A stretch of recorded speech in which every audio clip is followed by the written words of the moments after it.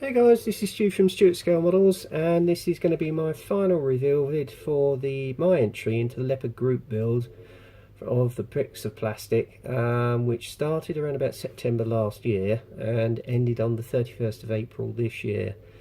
I was on the way to getting it complete before the end of the group build, but as you well know, I had a bit of a disaster in the fact that I knocked the vehicle and totally destroyed the turret, and that offending turret is still here, as you can see. But it turns out it was basically a lucky move in my regard, because I noticed I've actually got the barrels round the wrong way, so it was just as well I didn't use this. But there you go. It's a little bit dusty, but it will soon get thrown away in the bin now.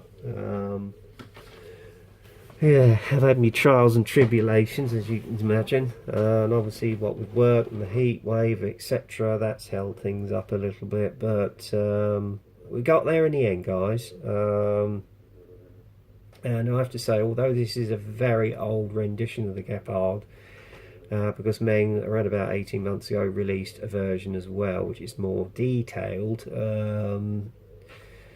and possibly a slightly better kit. I still think this kit holds up extremely well for its age. It's a very easy build, as is usually to me as your normal standard. It basically falls together, and represents a good representation of this particular vehicle. Now, as you already know, originally I was going to do a leopard Kampfpanzer, but unfortunately I found there was parts missing in that kit, so I had a little rethink, and I thought, oh, I know the exact vehicle, because it's unusual, and as it had the leopard chassis on it, I chose this, which is the Gepard, which is the anti-tank, the anti-aircraft version, ACAC version of the actual Leopard 1A5. So I went ahead with it, and at long last I've got it finished, guys, after all the delays. So without further ado, here she is. So there you go. I'll just bring the camera in a little bit more. The final result is absolutely stunning. It is an awesome kit. As I said, it goes together beautifully, and I've weathered the hell out of it. I just wanted to give it that worn, used look, as though it'd been on manoeuvres during the summer. Principally, the colour scheme is of an earlier version, during the early 70s. And then you can tell by his uniform on the commander's uniform. And originally I was going to place him inside the cupola, but I thought to myself, no, it would give much more of a sense of scale if I had him on top of the turret, so that you could see the full figure and the full finished figure, because it would have been a shame to hide him away, really. So I thought, right, I'll do that. And yeah, pretty happy with it, and I've left it that you can have the rear open so you can see the internal workings of the actual computer for the front radar antenna and the rear radar as well, and see all the workings. As I say, it is a very elderly kit in comparison to the Meng one, but it still holds up well. It is a really lovely kit to put together, and if you do want to spend out the amount of money that Meng are charging for their kit, this is the better, cheaper alternative. I think I only paid about £17–18 for it, whereas the other one is considerably more. I did end up using the kit tracks, as the ones I brought in, which were Meng's, were a nightmare to try and put together, so I gave up on that. I wasn't very happy with that at all, and thought, well, as it's got the skirts, it's not really going to notice with the sag, so I thought, well, we'll use them, and I'm glad I did, actually, because they've come out well as well. The actual construction of the kit was very straightforward and very basic. And as I say, it fell together. And then obviously we had the slight disaster with the turret. So I had to forestall the build for a while whilst I was doing other sort of projects. Once the owner kit was in, I just got on with it.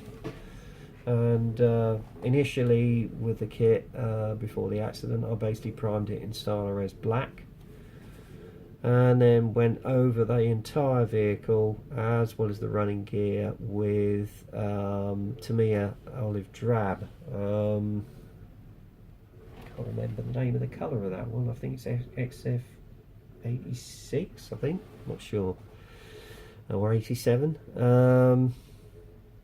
Styler was used on the interior of the turret, the Styler white, because obviously yeah, as I say, I was just after priming, and then obviously I put the base coat on, which went down beautifully with my Wata Neo airbrush, and then it was a case of clear coating the entire vehicle.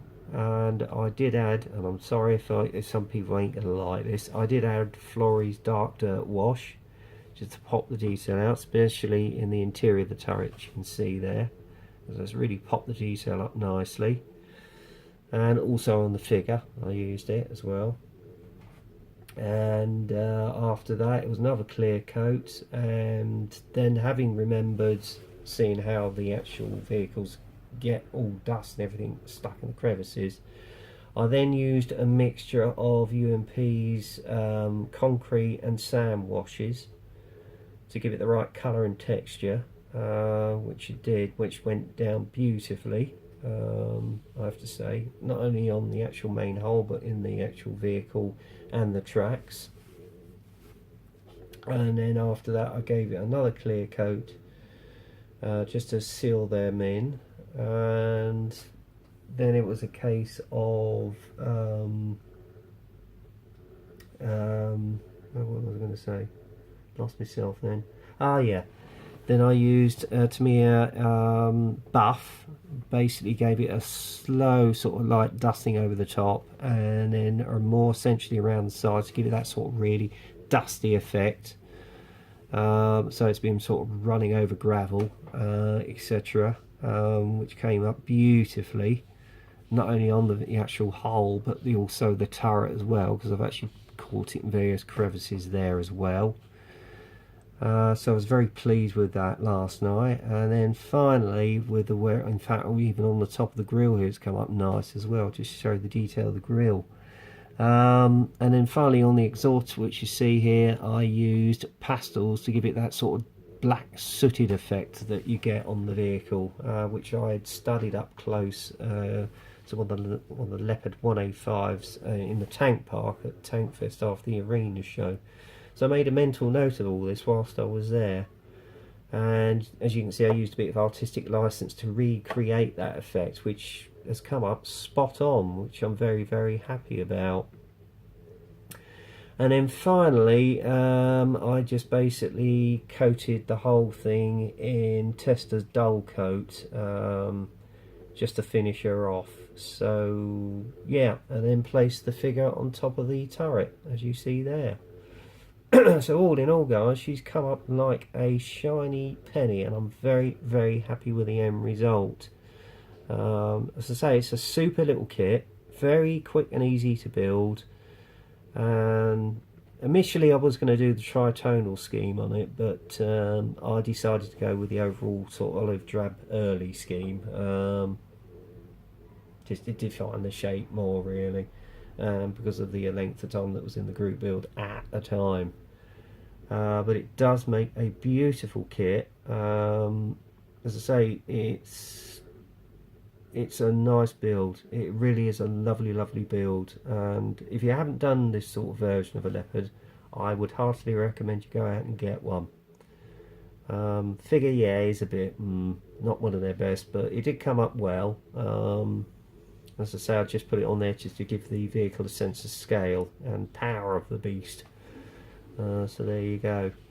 So guys, that is another project finished. And then I'll proceed on with the entry into the Warren Blanche Tribute Buddy build. I've got to do some bits on the dial on that, add some detail to the actual launch ramp as well, and then obviously get on with painting and weathering the V1 as well.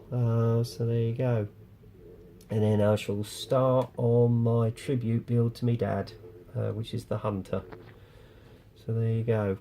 And the one thing I am going to show you is because when I actually did my tour of my man cave, I forgot one essential tool I had to show you, and that was this. It is my lamp, which I'm actually using for this final reveal. It's a very handy thing to have. I can't remember the name of the company I actually got it off of, but I actually saw this on eBay for about £75 at the time, which is around about 18 months or 2 years ago, and I snapped one up because I was fed up with using my bloody lamp. I needed a proper one. It is a lovely thing to have. You can oscillate the top here. It's very adjustable, as you can see here. It has a magnifying lamp, a magnifying mirror right here for very fine detail work if you're doing detail on figures, so that's very handy. I think it's Luchten Craft or something like that was the name of the actual company that does it. So check them out on eBay. You can actually get hold of spare bulbs. I think I've got some spare bulbs situated somewhere, but I'm still using the original ones. So that just shows you what a handy little tool this is. So I spend many of an hour working underneath it, and it's mounted to the side of the desk here as well with clamps, so that keeps it in place. And it's a daylight lamp as well, so that's it really throws the light out, as you can see here with my final reveal video. So I thought I'd show you that, as I'd missed that off my tour cave. So there you go. So guys, that is the end of my final reveal video. I'd just like to thank Sebastian Schoof of Dutch Modelling for letting me participate in this group build. Sorry it's about 3 months late, bud, but I was determined to get it finished, and I want to thank Mike Cohen for suggesting I enter the group build, so thanks again, buddy. So there you go, that is my Leopard, well, I say Gepard, which is a development of the Leopard 1A5, which is the anti-aircraft ACAC mobile gun. So there you go. Leave your comments down, and if you would like to subscribe, I'll be very delighted if you did. But there you go. What else was I going to say? I don't think I'll say any more because I'm just waffling now. But again, I'm very happy with the end result of this beautiful build. That'll go up on the shelf with my other past builds now, and sit there with pride of place. In fact, I'm very tempted to get hold of the Tamiya Marder, which is the anti-tank missile version. So I might get hold of that and have a go at that at a later stage, and possibly the other Leopards that they do as well. Anyway, that's it for now, guys. So until the next time, get kit crazy, happy modelling, and I'll speak to you soon. Cheers.